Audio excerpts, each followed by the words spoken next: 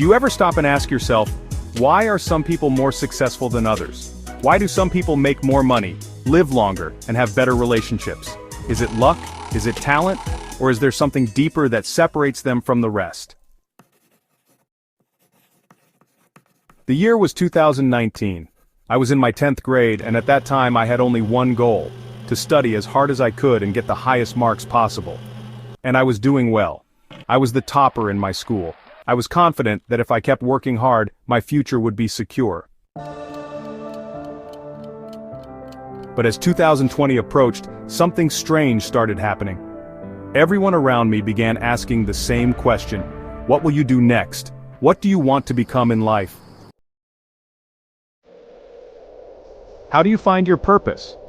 The biggest challenge of our generation is not finding a job. It's not making money. It's finding a sense of purpose. Because once you find your true purpose, success and happiness follow naturally. Purpose isn't about just surviving. It's about creating something bigger than yourself. But how do we discover our purpose?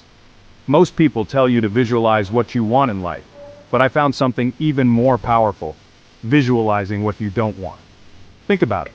What kind of life don't you want? Do you want to be stuck in a 9-to-5 job you hate? Do you want to wake up every morning dreading your work?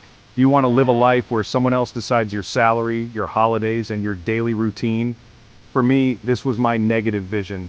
I didn't want to be trapped in a system where I had no control. I didn't want to live paycheck to paycheck. I didn't want to ask for permission to take a vacation. I didn't want my creativity to be suffocated by a repetitive routine, and the more I thought about this negative vision, the more it terrified me. But instead of letting fear paralyze me, I used it as motivation. That's when I knew my purpose was freedom. Freedom to make my own decisions. Freedom to do what I love. Freedom to earn without limitations. Freedom to work from wherever I want. And when I started searching for careers that aligned with freedom, I found my answer: YouTube. Looking back, I can see that every decision I made, whether big or small, was either moving me towards my purpose or pulling me away from it. When I first asked my father for 20,000 rupees to buy a second-hand laptop for my online classes, he was furious. "You just finished 10th grade and you're already talking about business? Focus on your studies." For a few days I gave up.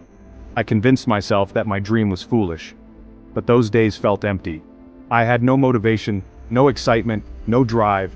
That's when I realized, when you move away from your true purpose, life feels meaningless. So, I took another leap.